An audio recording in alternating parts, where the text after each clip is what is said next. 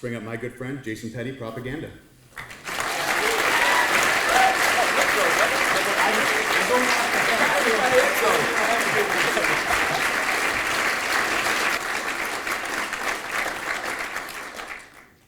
What I first wanted to do is ask Jason, where are you at right now as a Christian within the hip-hop community? Yeah, great question. I've had to kind of come to terms with, whatever size of platform or influence I have, large or small. The fact is, you have it. And in a weird way, I think of a parable of the 5 talents. So when I'm thinking about hip hop, I'm thinking about, I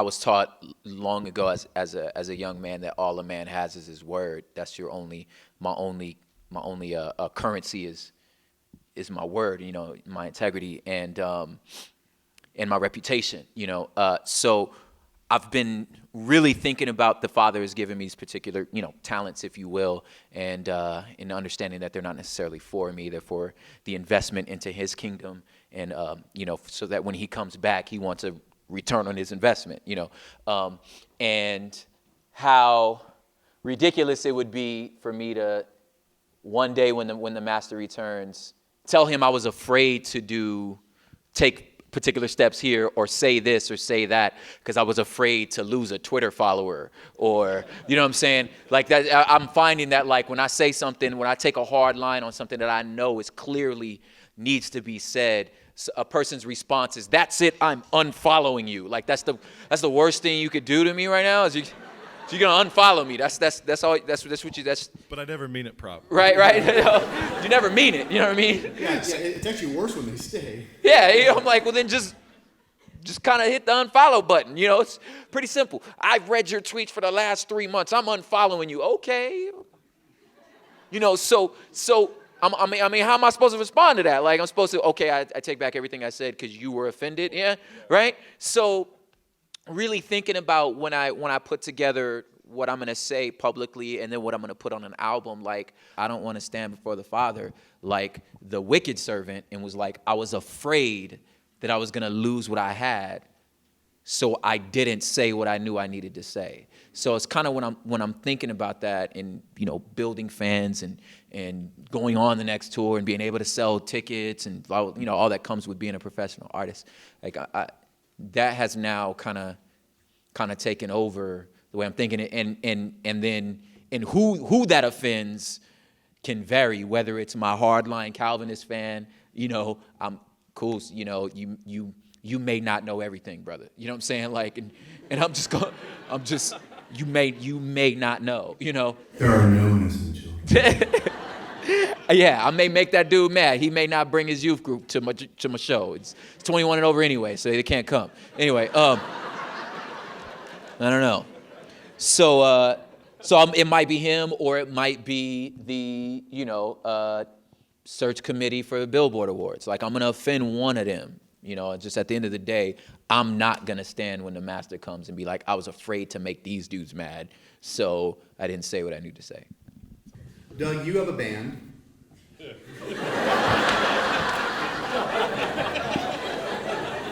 I'm going somewhere, trust me. And the band is called? The Jenny Geddes Band.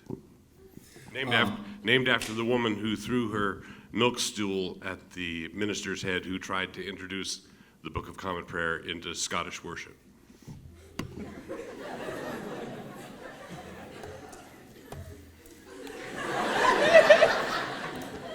There seems to be a pass once time goes by, and you're old enough to remember that there was a time when that was evil, that was rebellious. Christians didn't get involved in that, and we're so far away from it now. We just think it's funny. We think it's actually like, well, that's really kind of cool that the pastor is doing that song. And no one's offended by it, no one's threatened by it, but there was a time that you lived where people were being affected by it, they were being threatened by it, and lives were being destroyed by it. Is that safe to say culturally, what rock and roll was doing at a certain time? Yeah, I'm fond of. I love rock music. I love the blues. Rock music is one thing. Rock culture was nothing but destructive. So the rock and roll culture was just bad. It was just bad, and so there are songs that you can listen to from a distance on an LP, on a CD or whatever, that you should rather be dead in a ditch than to go to the concert where they were performing it live. So because you had a completely different environment, a completely different context. And I don't think this is simple inconsistency or hypocrisy. So you go back, I think it's a necessary pattern. So if you go back to the music of Chopin or Liszt, so that was revolutionary music. And someone once said that Liszt's music was cannons buried in flowers. All right, so it was part of the 19th century revolutionary mood, and at the time, it was really dangerous, bad culture, anti-Christian, and now you have some sweet homeschool girl doing a recital playing Chopin or Liszt, and this is just, oh, isn't Western civilization wonderful? No, Western civilization was largely a madhouse, going back a long way. But no one's really scared by rock and roll anymore. No one's really threatened at this particular time. No one's threatened by it. It's hip hop and rap have much more of a presence now in regards to the thing that I think rock did back then. Hip hop is doing now. I want to agree with part of where I think you're going and push back against part. All the critics that were very vocal in the 60s, in the early days of rock and roll, all the critics who were very vocal, what's happened to our culture in the decades since then has hardly proven them wrong, right? We can listen to that music that was a battering ram now, and I can listen to that music and enjoy it and recognize and simply enjoy it. But I still have to recognize also that we are living in the shambles of Western civilization, and that had something to do with it, right? So we have to be discriminating in our use of it. We can't just take it in and say, oh, it's okay, it's not a sin. Well, you have to think about what you're using. Jason, do you think hip-hop's a thing? Unpack that for me. What do you... Yeah. Well, I mean, I always get the sense that there's a lot of pride in coming from hip-hop. And people get very like, I'm a part of the hip-hop community. Yeah. I'm a part of hip-hop, right? And then when people start labeling it, it's like, oh man, don't label me. Yeah. Is it a thing? Is it not a thing? Is it something you think people can actually say that yes, I'm real because I'm a part of hip-hop? Yeah, I do think it's, in that sense, I do think it's a thing. The definition of that thing, I think has, like language, evolved over time. And I think the beauty of one thing that fascinates me about culture is not only comprised of the people that make it up, but also the influences that those people bring to it. Once a new person is involved in this, the culture is now changed. You know what I mean? So I think there's an assumption that hip hop is simply a rap genre, and there's a much deeper experience. I think that it sits in the same river as, Negro spirituals and blues and jazz. It's the same narrative. You know what I mean? It sits in that same river. So because of that, the cultural experience is a part of what makes hip-hop authentic, if you will. Since that's a part of the story, then it is a thing, which means that if it's appropriated, like any other culture, someone who understands what they're actually looking at can kind of spot the veneer immediately and say, comfortably, as far as what that thing is, that I could say, well, I know what this thing is, and I know that's not it. I could say that fits in the category of hip hop for your iTunes. I can understand that, so I'm not gonna be delusional and say that it's not hip. As far as commerce is concerned. But Macklemore would be. Yeah, I think he is, but that's partially because I'm from California. I'm familiar with the Northwest. I know the Shark Gang. I know Ryan Lewis. Like, these dudes were involved in the Seattle hip hop scene. Right. So I'm like, I saw you at open mics and hole in the walls with 10 people. So I saw that. Now, popping tags, if you will, right, is a product. You know what I mean? But I could say Macklemore himself, like, there's room for that. Why is he not a member of the Can I culture? ask you a question here, Darren? Am I allowed? Yeah, absolutely. Okay. The way you're describing it, all art is this way. And it's kind of like saying, is that football? It's like, well, you go back to the history of football. You know, the forward pass got invented. Yeah. You know, now we can't hit people in the head. But it's whatever it is. It's like it's changing. It's organic. It's a living thing in time. Yeah. But what you're describing right now, in terms of the distinction between the authentic and the product, the consumerist product, it feels very much like food. Yeah, it's like and I think that's kind of what verbal art is. But I'm curious. It seems like the same thing that could be said of, you know, somebody in Memphis saying about ribs in a mall in Minneapolis. I mean, yeah, You know, absolutely. and they could say soul food above, you know, or barbecue, Southern barbecue, and you're That's in the not mall in barbecue, Minneapolis, and you're like, you know, it's would argue fine, that. Yeah. but you know. I have mean, you it been did to the trick. Memphis? My stomach's full. Like, I mean, you know. So yeah, you know, yeah. You pressed play and the song played. So I mean, like, what do you'd be foolish to say it's like it's hogwash to say that that's not a rap song. Sure. You know what I mean? But yeah. If does it fit in the stream or the narrative that kind of would tie a propaganda to a Chuck D, to a Chuck Berry, you know what I mean? Like, does it sit in that river? I don't think so. You know what I mean? Some things don't, you know, but that doesn't mean, it's like my Uncle Mumsy can barely talk, you know what I mean? And he's a strange dude, and he's not the first family member I want people to meet, but it's still my uncle, you know what I mean? Still love him, you know what I mean? He's not putting the best foot forward. I'd rather you meet Aunt Norma first, you know? Just gonna let that breathe for a moment. Doug, what do you see hip hop culture being? It's worldwide. It's not something that someone can just say, oh, well, that's in this. I mean, hip hop culture is everywhere. The influence of hip hop culture is everywhere. What's your quick shot at what is hip hop culture? What do you see? Well, I would say I see a golden opportunity in the Christian Reformed hip-hop section as being in a unique position to attack the scourge of our day, which is fatherlessness. Okay, so fatherlessness is what bred a lot of the problems that everybody else is attacking, but they're making it worse. And so I see hip hop as an opportunity to return to the Word and to be aggressively promoting, urging, and acting like fathers. Nate, you want to add anything on that? One little a detail on that, and this is part of the the real potential for the genre is, you know, I think what goes on now, and you look at like Prop Space, Be Present. Jason can do a show and stop and give a homily. Like this is an art form that allows for spoken word. There's more, like, you're gonna get more words per song in this kind of genre than you're gonna get anywhere else, and you're gonna get a ton of kids to memorize them. And it's, you know, the art has to be more than just didactic. That's not what I'm saying. But you want it to be edifying, you want it to feed. And this is the kind of art form where people memorize. You know, you're laying down catechisms, you're laying down things that they're gonna memorize, and tons of them are going to memorize them completely, all of them. And I think that is a huge and tremendous strength.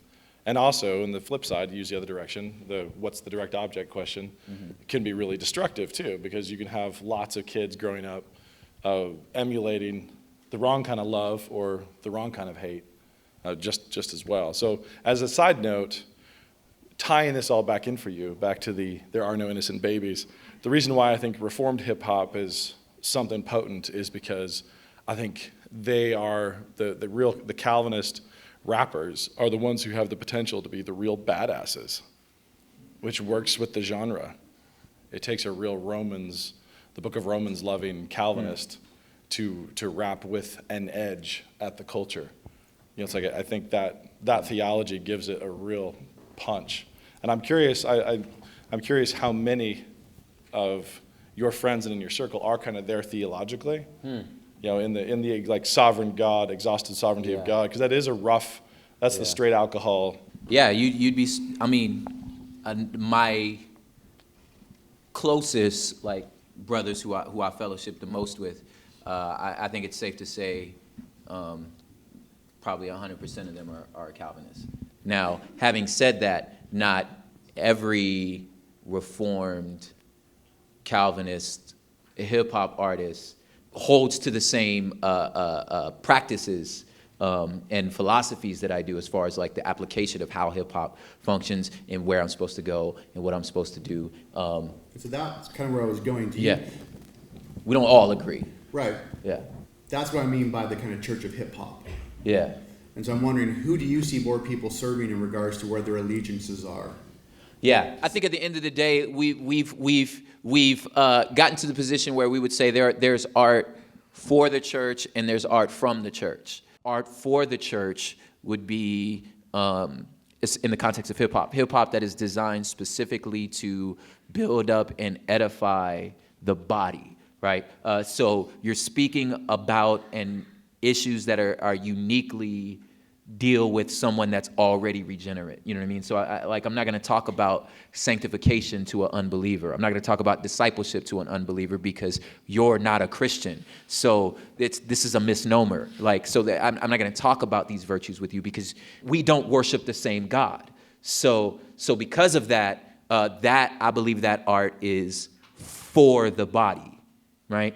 And then there's art from the church where one speaks on issues of the community, of the culture, and of the body, but from a lens of there is one God and he is sovereign and his son is Jesus. So I'm speaking about things that the culture would understand and appreciate and affect them, but from a biblical lens. So I think that's art from the church. So are you saying, for example, could there be someone who exclusively is doing music or their work for the church, and then someone does something from the church that has some appeal or resonates with non-believers, and the for the church people think that the from the church person is selling out? That's my experience. Okay. So like I said, I don't feel like I need to tell the for the church guy anything. But the for the church guy feels he needs to tell me about something because as a loving brother in the faith, I might be in error. So since he loves me, right, he's going to fight vigorously, you know what I mean, to change my heart and mind about it. So that's where the contention we found within believers that do hip hop comes from, to where I feel like I'm encouraging you to do what you're doing. And for some reason I feel like I think you think I'm sinning, you know? So there's this thing that at the end of the day, as far as I'm concerned, for the sake of brotherhood and for fellowship and for godly love and Christian mercy, I just feel like we just don't need to talk about it, you know, because I don't want to lose a brother, you know? So with that, like I said, I'm going to continue to stay on mission in the mission for the way for which I believe God has called me, but at the end of the day, our goals are the same. Our goals are to see God glorified and to see many come to Jesus. You know, and I think that within hip hop, at the end of the day, that's the goal. Whether it's you take the Lecrae lane where it's like, I just talked to him. He was in LA for the Grammys. His thing was, look, my mission the entire time was to put a Christian voice in the mainstream. And to get nominated for a Grammy in the best rap albums, mission accomplished. I don't need plaques on my wall. Like that's not what I'm doing this for. There's a voice that I'm trying to throw into. Let me throw this into y'all's pot. You guys stir that up. You know what I mean? So in his head, he's like, he thought at one time it was, well, I'm gonna get to the stage and be able to rub shoulders with those that make culture, and maybe I'll be able to influence them. Realizing these dudes are depraved and it's only the gospel that'll do this. But us in this room, where everybody's acting like high school, just want to be seen. Everybody's on their best behavior you can't really talk life in these 3 minutes right now. Like I can't really get into this. So so forget that. I'm just gonna toss this in, and then let the Lord draw to himself Yeah. who he desires. So I like I said, I take that particular stance, but there are those that don't, and I don't personally think they're wrong. I think they're wrong if they think that everyone else is wrong. That's when they're wrong. Amen. Amen. That's a long answer. I apologize. Whose side is winning? Props. I'm going to say props. What's our side. rubric here? No, I mean, you talk about Yeah, well, for, I mean, from, yeah. who's winning? Man, I mean, the obvious answer is from the church, but I don't necessarily know if that's a win or not. You know what I mean? Because I think the win will be decided. I'm just saying you're not. I Then mean, what comes. you're obviously able to. I'll say this, yeah. Work I'm within- selling considerably more records than those dudes. Yes. I'll say that. You know what I mean? Yeah. I'll say that. At the same time, though, like Sell out. Yeah, right. Like you define when I put together a tour. Well, if you're losing, you can't make a living. You're right. True. Let me put an asterisk next to that, because the For the Church guys could, if they wanted to tour, just string together a bunch of churches, string a bunch of youth groups, and these big churches have great budgets, and you can ask for a guarantee. You can go out with a worship band and go do these Wednesday night services. It's a built-in audience because the church already has 500 people coming, so you made that money, and you can sell your T-shirts and live a great life and just do and play that circuit every year. Maybe do Winter Jam. Who knows? You know what I'm saying? 10,000 people come out to Winter Jam. It's wonderful, right? You could do that. The route that I'm taking means, well, I got to get to a city. I can't go with no worship band. I got to get to a city. I got to find a venue. I got to convince the buyer of this venue that when I say, hey, I can get about 300-400 people in this room, your bar's not going to do that well, right?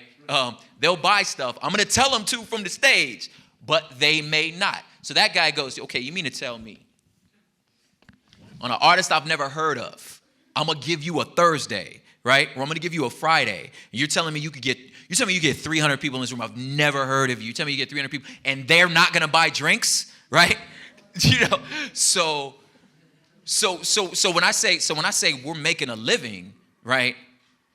I mean, to God be the glory, because despite the easy route, and that's what's funny, that's what people don't understand. Doing the Christian lane, that's the easy route, because I could just book youth groups all the time. It's a very difficult way to say, okay, no, I'm going to do this. I'm going to affect culture in this way. So at the end, I'm going to say I'm still selling considerably more albums. It's just a much more difficult route to take. I mean, obviously, you've done the youth group circuit at some point. At some point. Yeah, I mean, It was right. It was bad. Why is he so angry? Can I touch your hair? That was.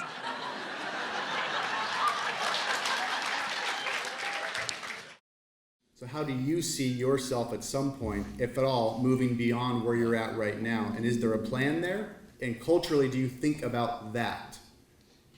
Yeah, I have 2 kids, so yeah, I think about it. I think the wisdom of someone outside of the genre, like a Pastor Wilson or like a Nate, that who just a minute ago spoke very eloquently about the future of hip hop by just speaking about rock and roll. You know what I mean? At some point, it's going to be the nostalgic thing, or we've even seen now. When you take artists like Drake, if you will, who's like, that's like he's a cupcake dude. Like he's, you know what I mean? Like, and there was a He's just the top of the cupcake. He's the top of the cupcake. Like, and there was a time, and the guy, if you're following culture, the guy dropped an album yesterday, and he's already done 400,000. Like yesterday, with no promotions, just here you go. So him being, in a lot of ways, he was the shift, in the sense that he changed all the rules, because hip hop it's a street, kind of like a rough kind of. That dude's like he writes songs about emotion, about relationships and love, and you know what I mean. Like, and that wasn't a part. So hip hop. Bar mitzvahs. He's started from the middle class. Now we're here. You know what I mean, brother? Went to our school, man. Don't believe the hype. Anyway, Aubrey. So, boy's name is Aubrey. Can you believe that? Anyway, so. Not Montague. You're right. So I say that to say that in the same way that like what your deadheads, your metal dudes that are like AC/DC only, you know what I mean? Like, the genre moved on. You know what I mean? And it became these splinter versions of it. You know what I mean? So like Drake, I think is the symbol of like what'll happen to hip hop. It's the true school lyricist, street hustler guys. Like you're gonna have to give way to like your fashionistas like Kanye. It's a fashionista, and the Drake, the Love Boys, you know what I mean? Like this, because the genre changes. So when you understand that, you spend your investment there. You like Solomon says, you take what you can save up and invest it in other things. We launched a coffee company, you know what I mean? So like at some point, I'm releasing a book this year on poetry because grown people read, so right. So at some point you got to hang that up and say, okay, I really like, me and my wife talk about my wife's getting her PhD in educational policy. At some point when she's done professoring, I don't know if that's the word, when she's done with that and, I'm done rapping, we'll open a coffee shop, started, I'm a partial owner of Humble Beast. I'm a partial owner of these things. Like, so we'll send the young dudes off to tour and we'll run a coffee shop, a cigar lounge next door, and I'll bring my grandchildren over and we'll read poetry, That's the plan. And it may not work, And if it doesn't work, I'm coming to work for moving to Moscow. We're gonna work here. This whole vision, this is all happening in Moscow, Idaho. I want you to know. But it seems like, back to one of Doug's observations, hip hop seems to be fatherless, and it seems like ultimately people in hip hop are left fatherless. Just to jump in on that, alternative rock is fatherless also. Absolutely. It's like white boy, suburban, skinny jean, no butt music is also fatherless. Like it's just. No, but Jason understands that, and like I said, that's why I love picking his brain on these things, because you have to do more if you're not going to be Drake, right? You've got. I mean, even Drake has to do more. Yeah. We don't know how much it cost him to make that album. Yeah. Right? He's probably not recouped. Yeah. Well, yeah, because Even Cash on Money owns it. Yeah. Right. And it's funny that you brought that up. Like there's a reality that like it's kind of like a circulating thing. I don't know how up you guys are on Lil Wayne and Drake, but they'll be really up. We do an elective on Lil Wayne. I love it. That's the coolest thing. Just on his face tats. That's the coolest thing you ever said. He owed them another. He owed him another album. He owed a Baby who owns Cash Money. He owed him another album. And none of them are happy in their deals. And so you get to. It's funny, man. It's Ecclesiastes. I just finished, which is embarrassing. It took me an entire year to read Joy at the End of the Tether, right? One of his books, which ironically enough, you talking about Pastor Wilson's involvement in hip hop. Lecrae actually read that and then wrote Gravity. So the last record was written from that book. Anyway, just thought I'd throw that in there, right? You guys like that? That's the authentic hip hop experience. Right. Authentic hip hop experience. You read these dudes in Moscow. Yeah. Anyway. I don't know what to say. Yeah, that you ascend this hill, so you get to the top of this hill, and I think it's true in hip hop and in like you said, in any subculture, in anything, it's the way of the world. It's like at the end of the day, you're just playing King of the Hill. So you get to the top, and you think that was such a rough thing just to get to the top of this hill, just to realize there's an entirely other hill that's quite taller over there, right? But while you're sitting on the top of this one, now you spend the rest of your time just trying to make sure nobody else gets up to the top of it. And it's all vanity, it's grasping at the wind. And at the end of the day, like he was saying before, what will last, what has become our family, is that if we never, ever write another rap song again, these dudes are my brothers, and And what they want for me is for me to grow in the faith, love my wife, love my children, serve in my church, use your gifts as the best as you can, and then go home. And I think that in whatever field any of us kind of go into, I think that was the anchor. But at the same time, like I said, now having said that, because I understand the tether, it's like, okay, I'm gonna work like pit bull, grit teeth, white knuckle. I'm not afraid of sweat work, and we'll get to where it goes, and I'll be happy with what the Lord gave me. Jason Petty, everybody.